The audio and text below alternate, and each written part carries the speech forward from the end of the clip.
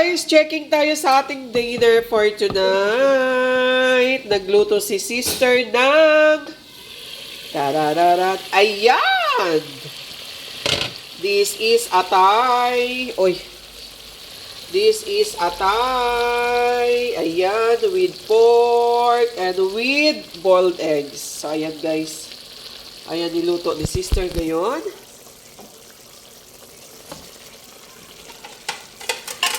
Oh, sarap guys. Oh. Wow. Ang sauce.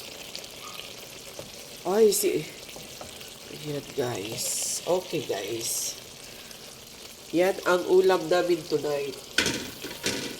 Okay na yan. Luto na yan. Takpan na natin. Ayan. Patay na ang gasol. And ready for dinner na kami.